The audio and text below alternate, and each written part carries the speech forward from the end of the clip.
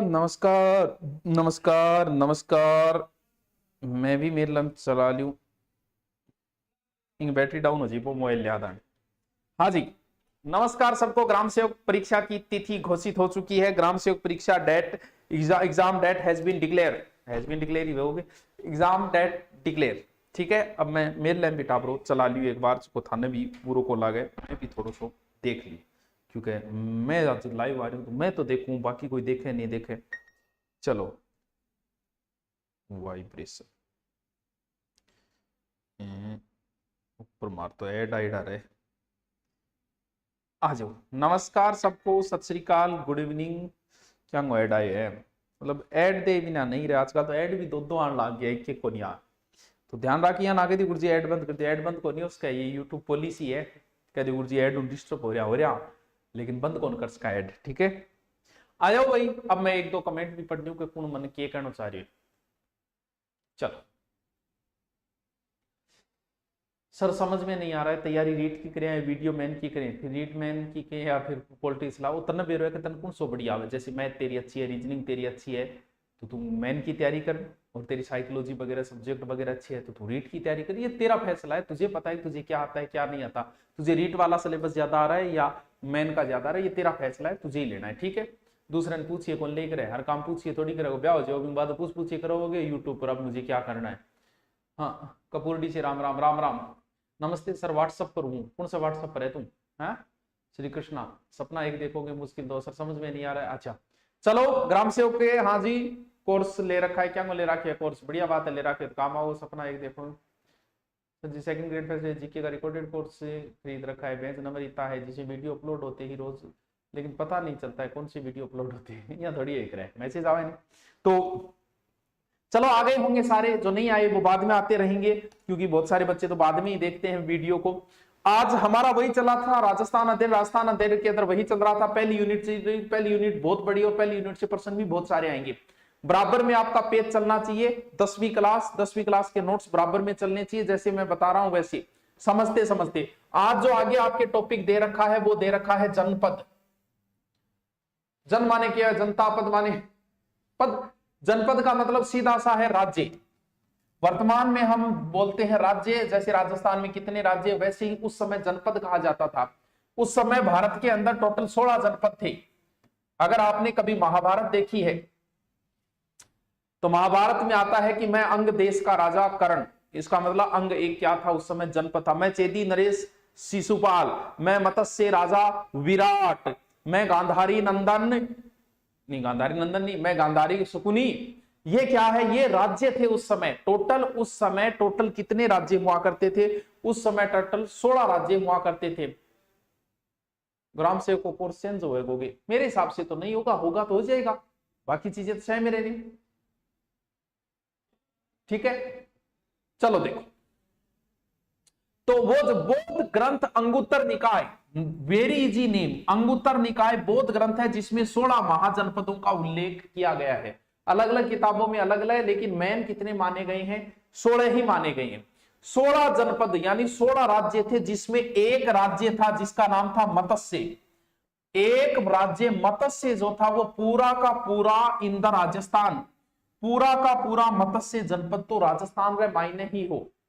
यानी 16 राज्यों में से महाभारत के समय, उस समय जनपदों के समय 16 जनपदों में से एक जनपद, बाकी जो है कुरु सूरसेन अवंती इनका कुछ भाग आता था, कुछ सीमा आती थी।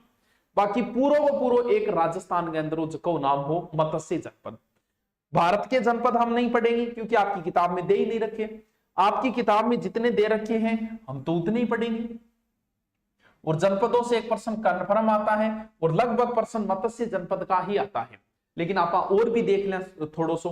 जैसे यहां पर एक जनपद था जिसका नाम था सीवी, जगह कुछ किताबां कीवी भी लिखते, जिसकी राजधानी क्या थी? मध्यमिका। बहुत इंपॉर्टेंट है जनपद की एक एक की मध्यमिका, या जिसे कहा जाता था नगरी।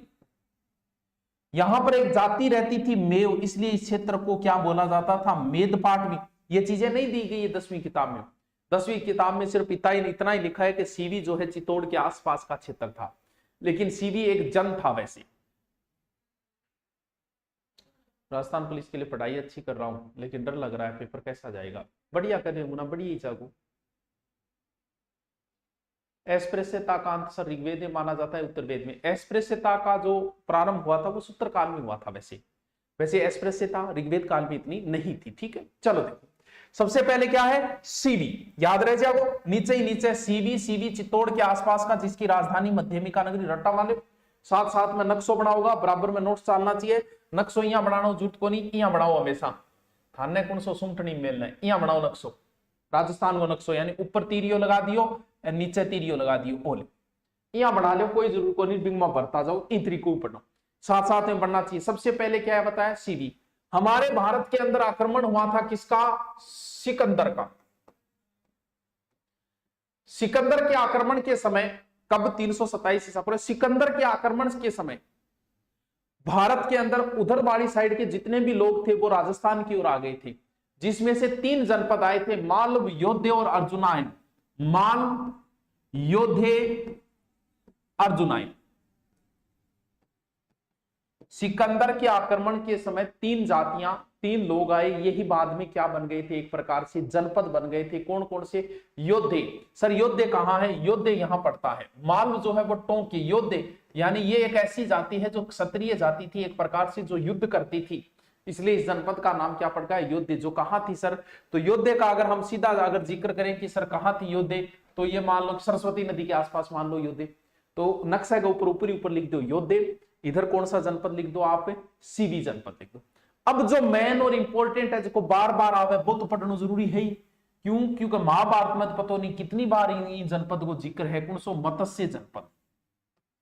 16 जनपदों में एकमात्र ऐसा जनपद जो पूर्णतः राजस्थान के अंदर है, ऑल इज वेल। पूरो ही क्या का मायना है, पूरो को पूरो ही राजस्थान का मायना है। 1 मिनट आप चल, पूरो को पूरो राजस्थान में वो है कौन सो, मत्स्य जनपद। मत्स्य एक जाति है ऐसा मानते हैं, जो ऋग्वेद के अंदर थी। शतपथ ब्राह्मण ग्रंथ है जो आपको मैंने वेदों के अंदर करवाए है, आर्य सभ्यता के अंदर, और कौशितीय में भी मत्स्य जनपद का उल्लेख किया गया।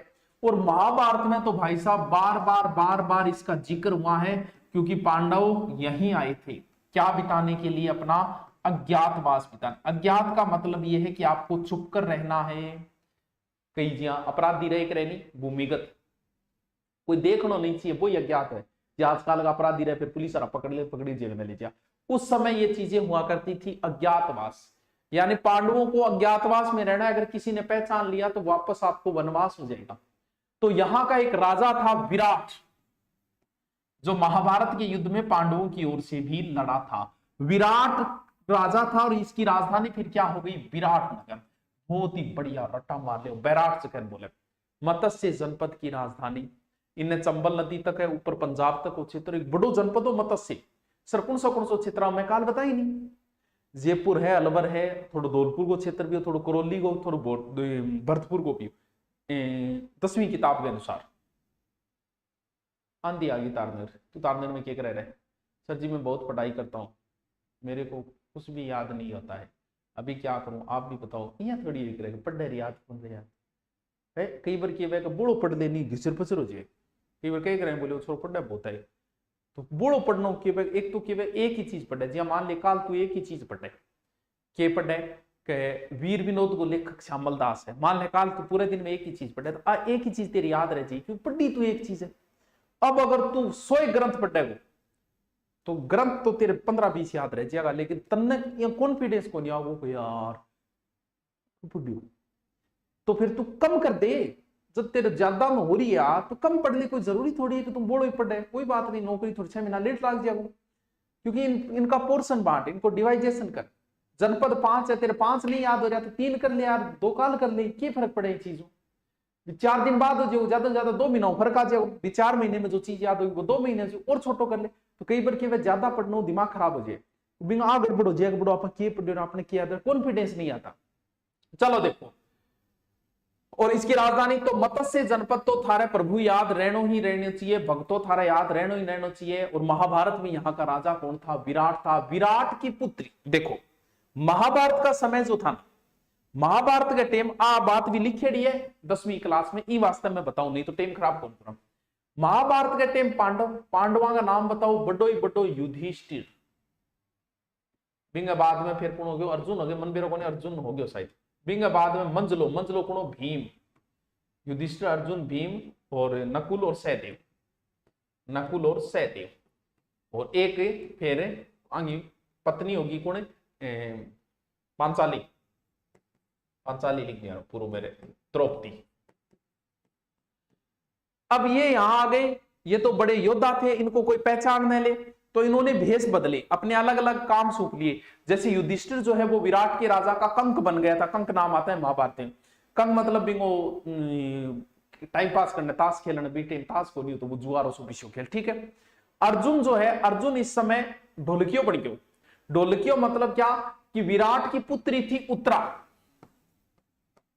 उत्तरा ने डांस सिखाने लग गयो, यानी नृत्य कला सिखाने लग गया था ये, क्योंकि इसे 1 वर्ष के लिए नपुंसक होने का श्राप था, किसको, अर्जुन को। तो वो जो उसने समय बिताया था वो यही बिताया था 1 साल का, 1 साल का अज्ञातवास था। तो उत्तरा को वो नृत्य सिखाने लग गया था, भीम जो रसोईया बन गया था, नकुल सहदेव घोड़ा वगैरह चला लगे। जब समय पूरा हुआ, विराट के राजा को पता चला बाद में कि ये सारे पांडव है, तब विराट के राजा ने प्रस्ताव रखा था अर्जुन के सामने कि तुम मेरी पुत्री से विवाह कर लो उत्तरा से। तब पता है अर्जुन ने क्या कहा, क्योंकि हमारे संस्कार कितने अच्छे थे उस समय। तब अर्जुन ने कहा कि देखो उत्तरा तो मेरी चेली है, मेरी स्टूडेंट है, मेरी चेली के साथ, चेली बेटी के समान है, तो मैं इनके साथ ब्याह क्यों कर सकूं। कितना बढ़िया संस्कार आ रहे, एक आज गए। बोल तो फिर एक काम करो कि मेरा बेटो है, मेरी बेटी बना दियो, मेरो बेटो है कौन, अभिमन्यु, तो इसका विवाह किसके साथ कर दो, मेरे पुत्र अभिमन्यु के साथ कर दो। तो इस उत्तरा का विवाह हुआ किसके साथ, अभिमन्यु के साथ, अभिमन्यु के साथ। अभिमन्यु के और उत्तरा के पुत्र हुआ। अभिमन्यु महाभारत युद्ध में मारा गया।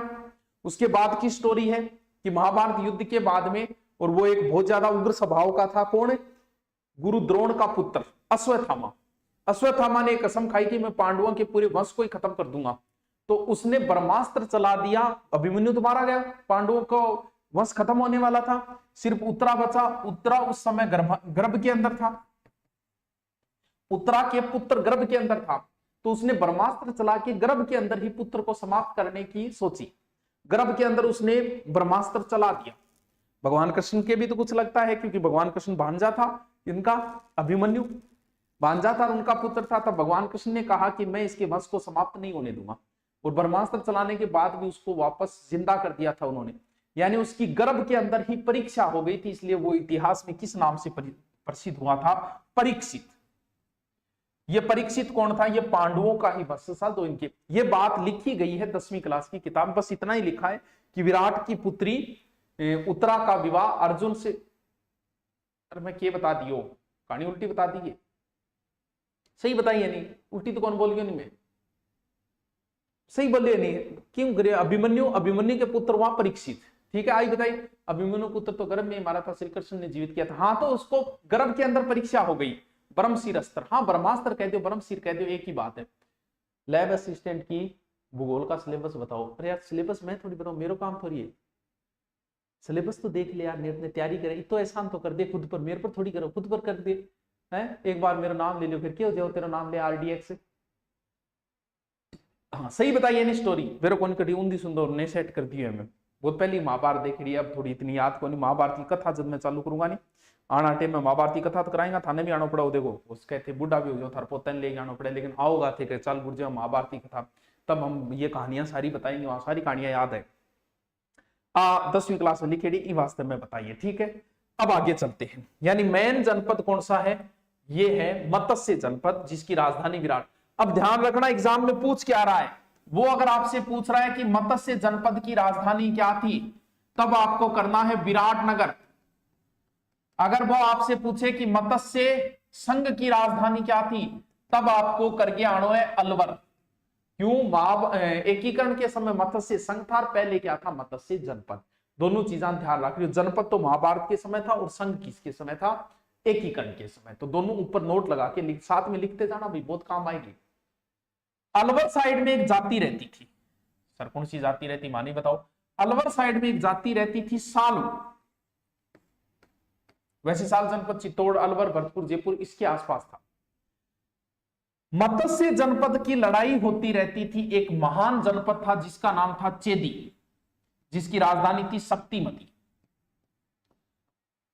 16 जनपद अगर की नहीं याद करना है तो बिंगो में वीडियो डाल रहा कि ट्रिक सही डाला कि चेदी को मतलब चेरी, चेरी खाज शक्ति बढ़े, मती बढ़े, बुद्धि बढ़े, तो चेदी की राजधानी शक्तिमती थी। बाद में इन दोनों का विवाद होता रहता था, सीमाएं नजदीक थी। महाभारत में भी इसका नाम आता है आपको। महाभारत में चेदी का सबसे शक्तिशाली शासक कौन था शिशुनाग, और हो सकता है बहुत सारों ने इसका नाम सुन रखा था। शिशुनाग ने शिशुपाल, इस शिशुपाल के टाबरो 30 पे ठेड़ी। शिशुपाल विवाह करना चाहता था रुक्मणी से, और रुक्मणी से विवाह कर लिया किसने? भगवान कृष्ण ने। तो बताओ बनेगी कौन बनेगी? भाई बात है थाली गर्लफ्रेंड कोई ब्याह कर ले, जा मैं कोई ब्याह कर ले थे, बताओ जलन करोगा कौन करोगा? करांगा गुरुजी, बस भाई कहानी है। गर्लफ्रेंड नहीं थी लेकिन विवाह करना चाहता था, लेकिन भगवान कृष्ण ने क्या कर लिया? विवाह कर लिया रुक्मणी से। अब भगवान कृष्ण ने विवाह कर लिया रुक्मणी से, अब इन आपस में टीस। अब महाभारत के समय युधिष्ठिर ने एक यज्ञ का आयोजन किया, राजसूय यज्ञ। और राजसूय यज्ञ को आयोजन करे।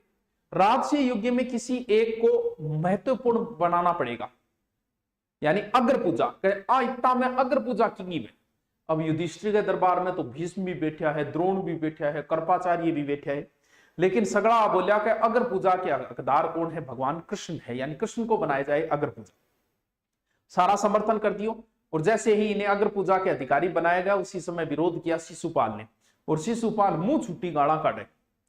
यानी आज की गाड़ा गाड़ा में अंतर है, यानी आज तो आ कह दे के तेरा बाप कौन है, और आई बात भी टाइम शिशुपाल गाड़ियां निकाले, बोल तुझे तो तेरे पिता का ही नहीं पता, कौन तेरा पिता है, कौन तेरी माँ है, तू कभी ये बोलता है कभी वो बोलता है, तू तो चोर है। इस प्रकार से गालियां निकालता है। भगवान कृष्ण कह रहे डट जा, तेरी 100 गलतियां मेरी माफ करेड़ी है। वहीं पे बलराम वगैरह सब वहीं पे। तो कहा कि 3 गलतियां और बची कर ले, तो 3 गाली और निकाला वो। एक गाली एक मृत्युदंड के बराबर है। ये 3 गाली पूरी वह उसी समय भगवान कृष्ण शिशुपाल का वध कर देते हैं। कहां? उसी दरबार के अंदर। तो शिशुपाल वध कवि माघ की एक रचना है, और कवि माघ कहां के थे? भीनमाल के थे। ध्यान रखना, इस चीज को प्रश्न पूछा था अभी ग्राम सेवक के अंदर। शिशुपाल वध किसने लिखा था? कवि माघ ने। याद रह जा सीखे सर, एक बार मेरा नाम ले लियो, था नाम ही लेता रूंगा मैं। आज उत्तर प्रदेश है। सोगाड़ी, हाँ सोगाड़ी माँ भी सिक्कर में आंधी आ रही है कि तो थे तो अंदर लो नहीं, आंधी आने दो नहीं सर। एलडीसी को एक बार को नहीं, ठीक है। बाद में मत्स्य जनपद मौर्यों के अधीन हो गया था। एलो जी इतना ही जनपदा में उल्लेख करेगा 10वीं क्लास की किताब में। वाह गुरुजी थे तो करा दे को नहीं किए। एक तो योद्धे बतायो, बस योद्धे का नाम है, बाकी गंगानगर हनुमानगढ़ क्षेत्र में था। फिर मालवा जनपद है, टोंक के आसपास था। फिर मैंने बताया आपको सीवी जनपद, और मैन एक ही जनपद का उल्लेख है, कौन सा? मत्स्य। और एग्जाम में भी इसी को पूछा जाता है बार बार। मत्स्य जनपद की राजधानी पूछी जाती है, फिक्स है विराटनगर, बस विराटनगर। आलियो जी टॉपिक इज कंप्लीट। कौन सो जनपद? अब बताओ आगे चलूंगे, इजाजत दो। अगलो इसी के आगे टॉपिक लिखा हुआ है वो पढ़ेंगे। बताओ किसी के पास 10वीं किताब है तो कमेंट करके बताओ क्या लिखा हुआ है। बेरोज पढ़े थे, पढ़ रहा हो यहीं आ रहे हो लाइव। सूरतगढ़ से प्रणाम सर, ऐप में कंप्यूटर अनुदेशन के बेंच जनरल साइंस की क्लास लगवा दो। क्लास लग रही को नहीं सर? सेकेंड मैथ की तैयारी कर रहा हूँ, मुझे अपनी शरण में ले लीजिए। आपको पढ़ाने के लिए बोलेंगे तो मैथ की तैयारी करते यार, हमारे तो बेंच भला ही चलो। हाँ। महाभारत में बर्बरिक नाम के व्यक्ति का बर्बरिक श्याम जी को ही बोलते हैं। बब्बर शेर की तरह उनके बाल थे इसलिए उन्हें बर्बरिक कहा जाता है। बाकी बर्बरिक श्याम जी ने बोले। श्याम जी को मंदिर खाटू श्याम जी में, पूरे भारत में खाटू श्याम जी फेमस है यार। तन खाटू श्याम जी को कौन बेरो है? हारे का सारा बाबा श्याम हमारा। 3 त्रिशूल, 3 जो तीर बने हुए ना वो उन्हीं का चिन्ह है। किसका? श्याम जी का। हाँ, राजपूतों की उत्पत्ति। करे शुरू। ओके करे सर। युधिष्ठिर के बाद भीम है, उसके बाद अर्जुन है। भीम ने मंजलो कौन बोले? बीच लो मंजले बोले। मेरे हिसाब भीम 3 नंबर है, बाकी होश के 2 नंबर मन कन्फर्म को नहीं। बाकी मेरे यहाँ ध्यान में भीम को मंजला कहा जाता है। हो सके आगे पीछे करती होगी मैं, कोई बात को नहीं तो कि एग्जाम में पूछे कि क्रम बताओ। बाकी हो सके भीम 2 नंबर पे हो सकता है, बाकी मंजिलो ध्यान में मेरे तो शायद महाभारत में मंजिला बोला जाता है, मंजिलो बीच लेन कौन बोलेंगे। चलो कोई बात नहीं, अर्जुन का अग्रज है क्या भीम। चलो आगे जो टॉपिक है वो है राजपूतों की उत्पत्ति। राजपूतों की उत्पत्ति। आपने एक टावरो राजा वेडो जगह को नाम हो हर्षवर्धन। हर्षवर्धन।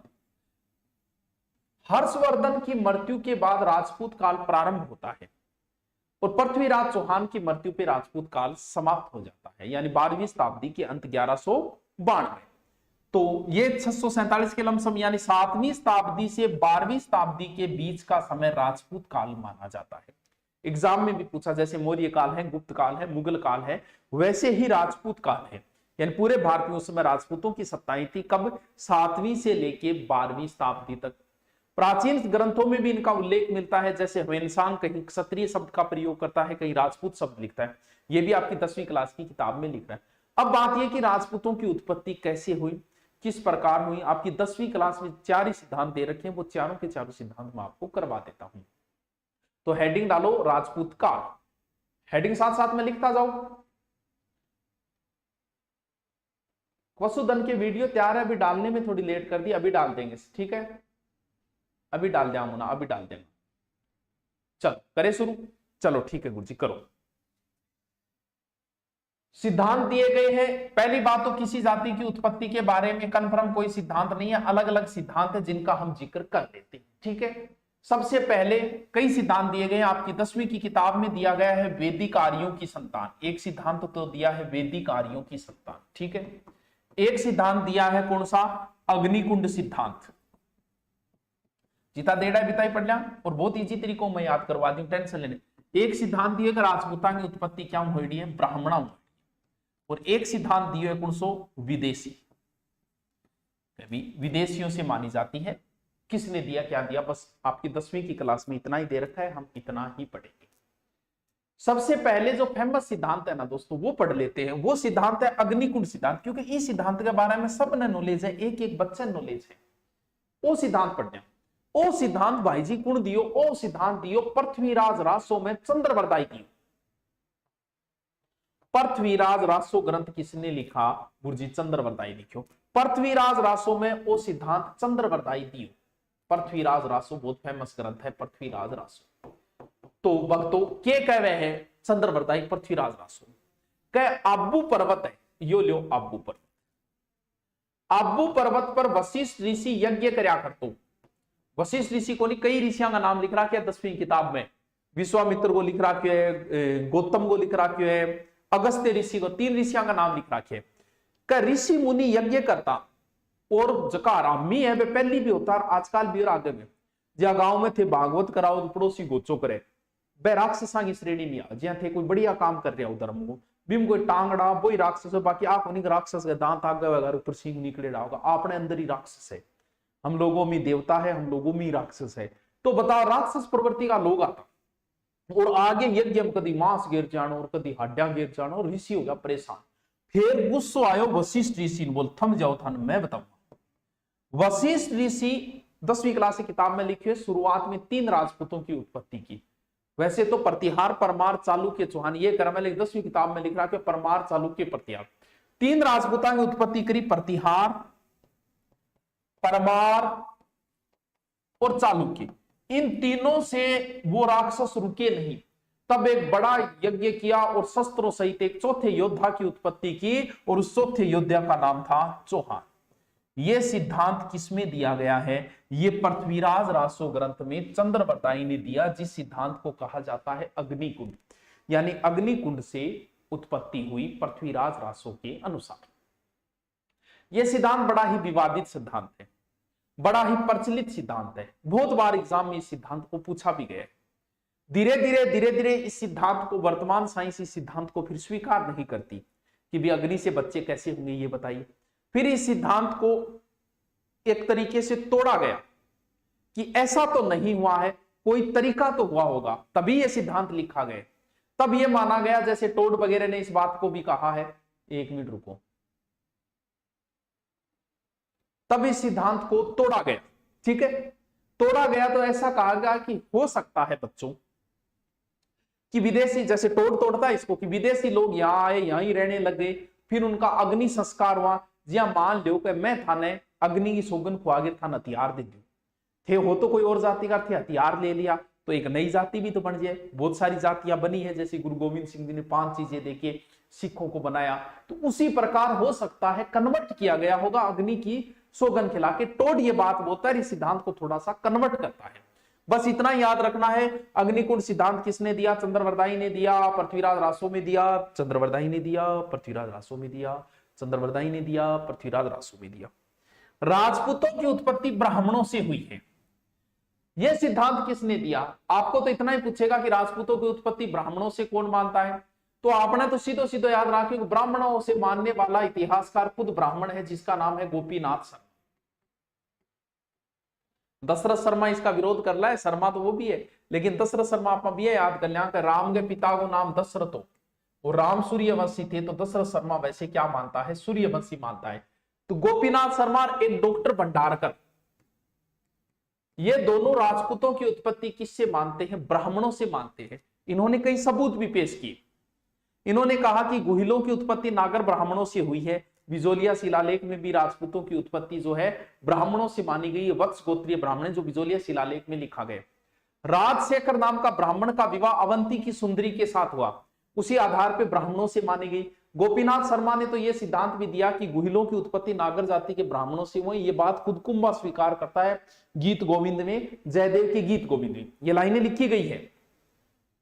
यानी जयदेव के गीत गोविंद में कुंभा खुद कहता है कि हमारी उत्पत्ति नागर जाति के ब्राह्मणों से हुई, लेकिन दशरथ शर्मा इस सिद्धांत का विरोध करता है कि ऐसा नहीं है। अब टाबरिया क्या नहीं आसी आ रही है, पहले तो मैं तो सीधो ट्रिक बताए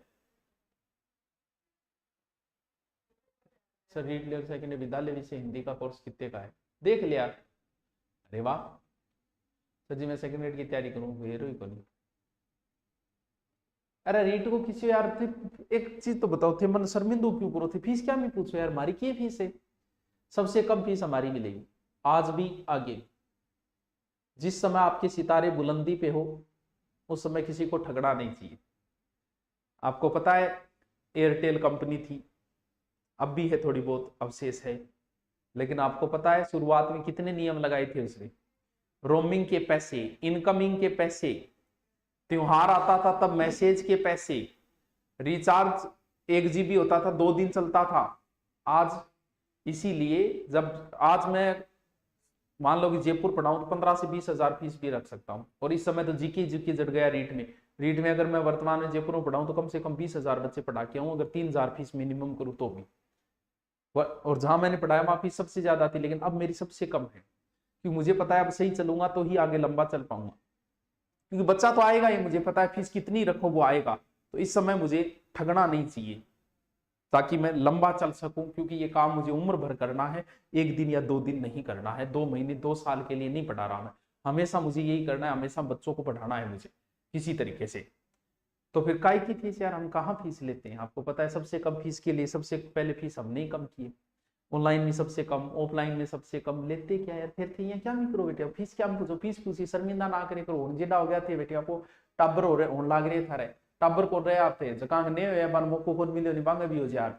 एक है सर जी मैं सेकंड ग्रेड ही सर, मैन हाउस कीपर दोनों परीक्षा एक ही दिन है, वो मन कौन बेरो भाई, वो तो देख सरकार ने पूछ। तो बोला दशरथ शर्मा कह रहे यहाँ को नहीं। राजपूत क्या करते थे? राजपूतों का जो पुरोहित होता था, पंडित होता था, कई बार राजपूत वो पुरोहितों की गोत्र स्वयं लगाने लग जाते थे। इस वजह से ये भ्रम हुआ है कि राजपूत ब्राह्मणों की संतान है, वो गोत्र लगाने लग जाते थे। ये इस सिद्धांत का खंडन किया गया। अब जो सिद्धांत है, सबसे पहला सिद्धांत क्या दिया? अग्निकुंड, याद हो गयो। दूसरो ब्राह्मण, ब्राह्मणों से मानने वाला ब्राह्मण ही है खुद गोपीनाथ शर्मा और डॉक्टर भंडारकर, ठीक है। फिर है वैदिक आर्य। सर ये वैदिक आर्य कौन है? आर्य आपको वैदिक सभ्यता में पढ़ा था, आर्य एक जाति है। यानी आपने रामायण देखी है क्या, जिसमें भगवान राम के लिए कहा गया है कि हे आर्य पुत्र, हे आर्य पुत्र। महाभारत में भी ऐसा हुआ है। यानी उस समय क्षत्रियों को क्या कहा जाता था? आर्य कहा जाता था। ये मान लो जो लड़ाकू जाति थी वो, यानी क्षत्रिय उस समय के क्षत्रिय थे। राजपूत शब्द तो बहुत बाद में आया है, राजपूत से पहले जैसे महाभारत में राजपुत्री शब्द जरूर आया है, कई जगह राजपूत शब्द नहीं आया है। तो ये जो क्षत्रिय शब्द था, वो जो आर्य थे, भगवान राम भगवान कृष्ण, वो जो आर्य थे वो क्षत्रिय थे, और वही बाद में राजपूत बने होंगे। यह सिद्धांत कहलाता है वैदिक आर्यों की संतान, जिसे सबसे ज्यादा राजपूत भी इसी सिद्धांत को ज्यादा स्वीकार करते हैं। यह सिद्धांत किसने दिया, कैसे याद करोगे, वैसे वैदिक वैसे वेद्य, पुणसो वेद्य सीवी वेद्य, सीवी वेद्य इसी सिद्धांत को स्वीकार करते हैं कि राजपूत किनकी संतानें हैं, वैदिक आर्यों की संतानें हैं। बाकी एक इतिहासकार और भी स्वीकार करता है जिसका नाम है डॉक्टर ओझा। दोनों नाम याद कर ले, यू एग्जाम में सीधो सीधो पूरा डिटेल नहीं करके मैं इतना ही बता रही हूं एक बार, जितना आपकी किताब है। बोले भी क्षत्रिय लोग क्या रखते थे, घोड़ा रखते थे, अश्व रखते थे, अस्त्रों की पूजा करते थे। वही काम राजपूत कर रहे हैं, घोड़ा वगैरह रखे, अस्त्र की पूजा करे, विजयादशमी करी जानी।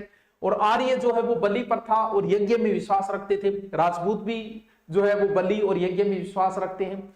और आर्यों के जो शरीर था वो शरीर गंठीला था, लंबा था, नाक भी लंबा था, तो सिर जो है आर्यों के लंबा सिर था। वही सारी की सारी जो शरीर की रचना है वो राजपूतों की है। तो उस हिसाब से माना गया कि राजपूत किनकी संतानें हैं, आर्यों की संतानें हैं। हर जाति की शरीर की संगणना शरीर के आधार पर भी बहुत सारी जातियों को बांटा गया है, क्योंकि इस जाति का बहुत से लोग चाल देख के बता देते हैं। महाभारत में आपने देखा होगा कि महाभारत के समय जब अर्जुन वगैरह जाते हैं, ब्राह्मण बन के जाते हैं द्रौपदी के स्वयंवर में, और जैसे ही सारे राजा जो है वो स्वयंवर में धनुष बाण आंख में नहीं लगा पाते, तब अर्जुन चलता है, तब उसमें बराबर में सारे राजपूत बैठे होते।